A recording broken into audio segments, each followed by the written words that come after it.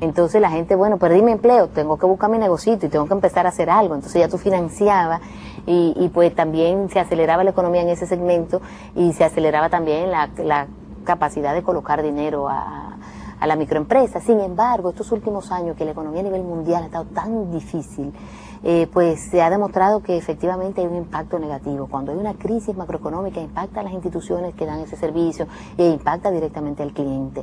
Este año 2010 el crecimiento de Open ha sido importante. Nosotros pensamos que podemos lograr un 25% de crecimiento, llevamos cerca de un 22% de crecimiento en el total de la cartera de crédito de la institución, comparado con el sector financiero nacional, que probablemente crezca de un 14 a un 16%, es significativo.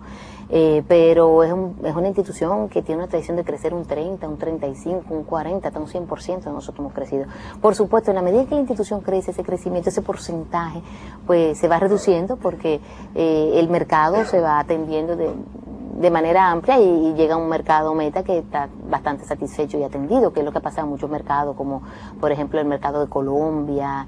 Hay otros países que están muy incipientes como México, Argentina, Brasil. Pero definitivamente este año ha sido un año muy intenso, de mucho trabajo, de muchos desafíos a nivel de la economía, de evaluar dónde se han concentrado los gastos para ser más eficiente, para controlar mejor esa parte y mantener la efectividad y la eficiencia. Porque todos los indicadores en la microfinanza se miden, se contabilizan, se muestran a nivel internacional, no solamente como la banca formal, que sí el índice de solvencia y eso, sino en la microfinanza te contabilizan la rotación, por ejemplo, del personal, el impacto social que tú tienes en tu personal y en tu cliente.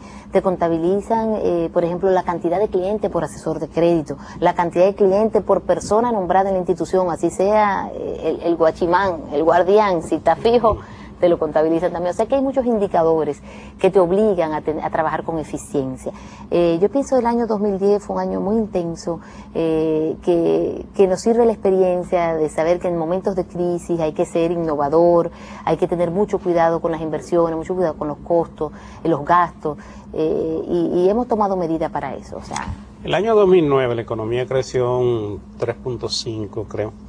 Y este año está creciendo en torno al 7%, el doble de lo que ocurrió en el año 2009. Cuando eso ocurre, eso significa que hay una caída en la actividad comercial y productiva de las empresas. Esto de alguna manera afecta a los tomadores de préstamo porque cuando se cae la actividad económica, pues sus posibilidades de cumplir con el compromiso de pagar el préstamo normalmente se le dificultan, entonces eso puede llevar a que haya un deterioro de la cartera por parte de las entidades financieras. En el caso de ustedes, ¿cómo ha ocurrido y cómo se ha visto esta situación? Sí, nosotros ahí tenemos que tener mucho cuidado porque la calidad de la cartera de préstamos es un indicador 1A. Si tú no tienes una buena calidad, cuando la mora del sistema financiero nacional te puede andar de un 6 a un 9%, la de nosotros anda por un 2%. O sea, tiene que ser significativamente menor para poder ser un indicador apreciable e importante a nivel nacional e internacional sobre todo. Yo pienso que en esta directriz lo más importante es una buena evaluación del crédito.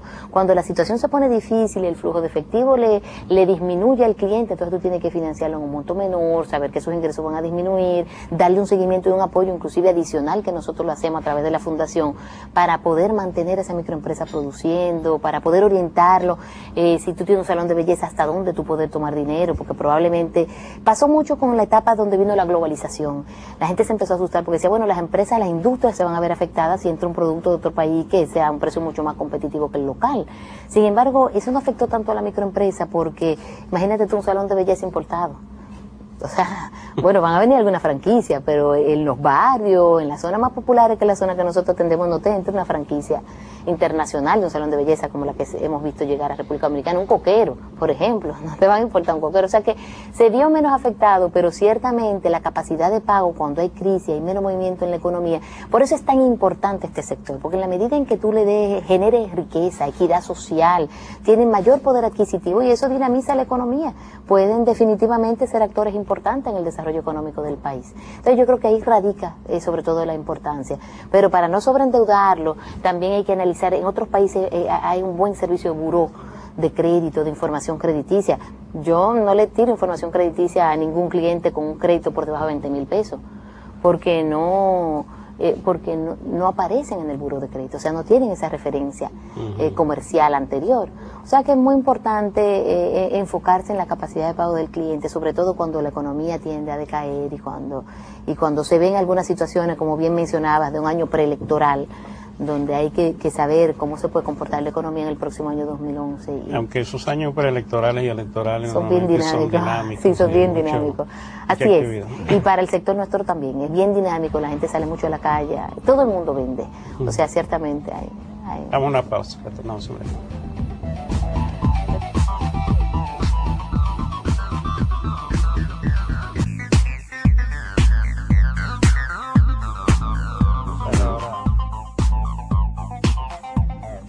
Bien, amigos, continuamos con Mercedes Canalda de Veragoico, vicepresidenta ejecutiva de ADOPEN.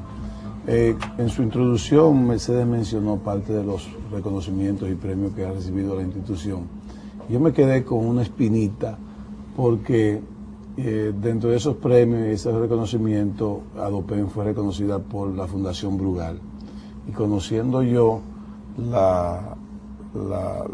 diríamos la historia y la transparencia de la institución de la Fundación Brugal, que fue creada por don Jorge Arseno Brugal, que ya se nos fue a destiempo, y ahora es dirigida por el doctor Franklin Baez Brugal.